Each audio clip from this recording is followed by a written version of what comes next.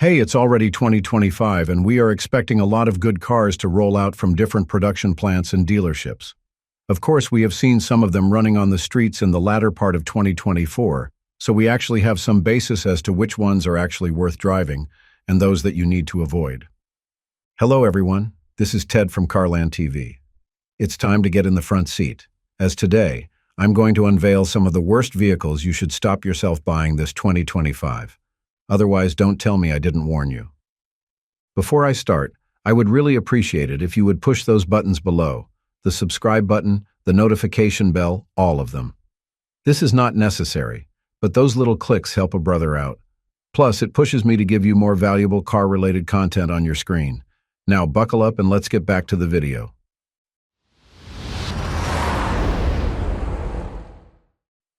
Ford Escape Hybrid. Let me start this list with the Ford Escape Hybrid. There are actually reasons why consumers and industry experts have roughed the Ford Escape Hybrid, especially on its in-car electronics, braking components, and hybrid battery system. The hybrid battery system in particular is quite a peculiar case. The 2024 model of the Ford Escape Hybrid is equipped with a 12-volt battery, and this one has the tendency to actually enter a quote-unquote deep sleep mode, which isn't really a part of its function. This deep sleep can result in issues, like the temporary loss of various electronic functions of the car. In fact, there has been a recall of around 20,000 SUVs made by Ford, including the 2020 to 2024 models of the Escape Hybrid, due to defects in the high-voltage battery cells. Aside from the battery problem, this car has a notorious build quality, and when I say notorious, I am implying in a not-so-nice way. Reports have highlighted inconsistent panel gaps, and the use of subpar interior materials, such as flimsy door handles, which detract from the overall ownership experience. Electrical problems have also been a source of frustration for Escape Hybrid owners. Instances of the vehicle losing all electric power, malfunctioning power window switches, and headlights failing prematurely have been documented by various car critics, such as Edmunds or J.D. Power. I can really say that such issues can lead to safety hazards and diminish the overall driving experience you have with this car. Its engine isn't free from scars either.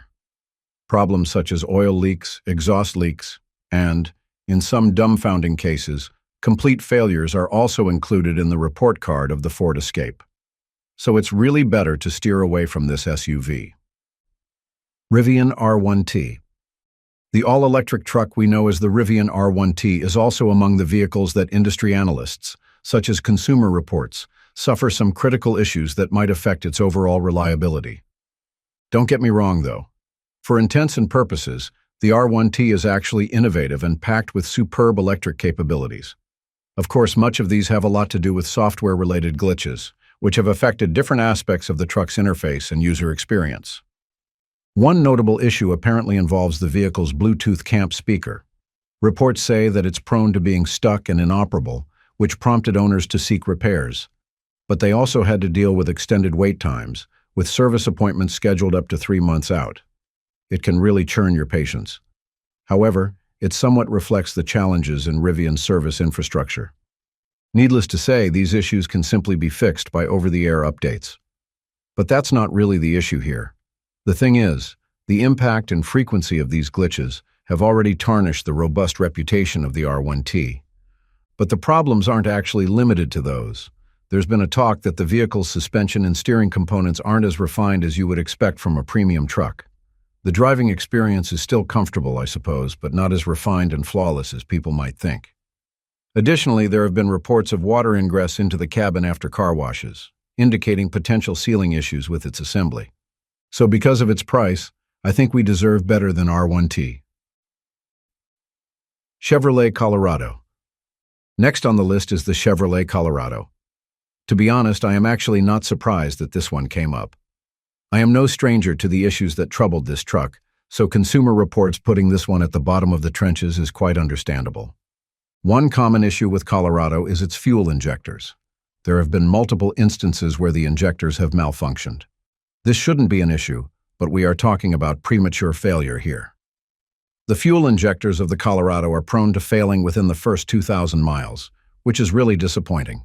It lowers the performance of the engine and, in some cases, prevents the vehicle from even working. So what's really the problem with the injectors? Accordingly, Colorado owners experienced sudden engine jolts and received immediate notifications from Chevrolet to stop driving due to serious engine or transmission problems. Upon inspection, dealerships found out that the misfires were actually due to defective fuel injectors, necessitating their replacement. This problem can be resolved, but necessary replacement parts have often been on back order, resulting in extended periods with the vehicle practically inoperable. Plus, Colorado is riddled with software-related challenges. As a matter of fact, General Motors, the granddaddy of Chevrolet, had issued a stop sale order for the 2024 Chevrolet Colorado due to the software problem that I just talked about now. The glitches obviously did raise concerns over the overall reliability of this mid-size truck. Additionally, misaligned doors that rub against each other when opening and closing have been noted, indicating potential quality control issues during the manufacturing of the Colorado. These problems make Colorado a polarizing purchase given its popularity. But if I were you, I wouldn't take any risks at all. GMC Grand Canyon. The GMC Canyon, specifically its latest models, is flagged by Consumer Reports as a vehicle that people should think twice first before buying.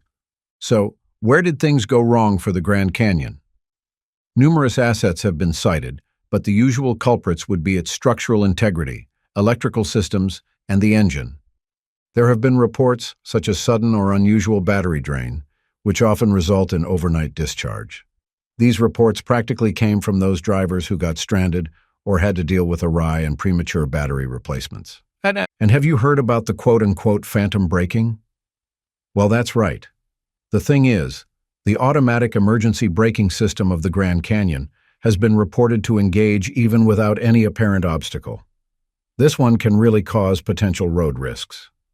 Now, the Canyon's reputation is also ruined by its structural reliability, or the seemingly lack thereof. Want some proof? So, you see, there are actually reports about the vehicle's roof being prone to denting even when subjected to touchless car washes. That doesn't happen on well-assembled cars, and such a display kind of highlights the issue with the structure or material quality used in the assembly of the Canyon. More so, faults like malfunctioning headlights that flicker randomly between high and low beams, as well as intermittent failures of the driver display dimmer, have also been prevalent with this truck. So yes, you gotta dodge this one. Ford F-150 Hybrid.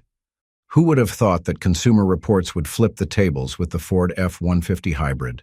It's actually the worst vehicle of 2024, according to the American nonprofit consumer organization, and yes, this has actually baffled me. But of course, I know this isn't baseless. The assessment of the F-150 Hybrid is derived from various owner-reported issues, with the most prevailing one being its overly complicated hybrid powertrain. Drivers mentioned issues like electronic glitches that, even though resolved on their own, have still annoyed them. At the same time, the F-150 Hybrid is plagued with mechanical concerns, such as its malfunctioning air dam, especially when the temperature outside starts to drop. This issue does not only compromise the aerodynamic efficiency of the vehicle, but may also lead to physical damage to the air dam if the mechanism attempts to force retraction against resistance. And if that's not enough, there are a number of owners who've experienced driver's seats shifting and clunking over bumps, which, needless to say, required out-of-routine fixes from dealerships. The hybrid system in particular is really the most critical problem for the Ford F-150. Somewhere along the way, the integration of mechanical systems and electronic components has also introduced several potential failure points. For instance, there have been reports of 12-volt battery issues unrelated to the main hybrid battery, with some owners needing replacements as early as 15,000 miles. That's awful, right? I mean, such early battery failures can lead to unexpected vehicle downtime and unwanted add-ons on your maintenance expenses. So yeah, don't go near an F-150 Hybrid this 2025. And that completes our list. Thanks for sticking to the end. If you enjoyed this video, please hit the like and share buttons. I know it's a chore, but it helps the channel a lot. Until next time, drive safely.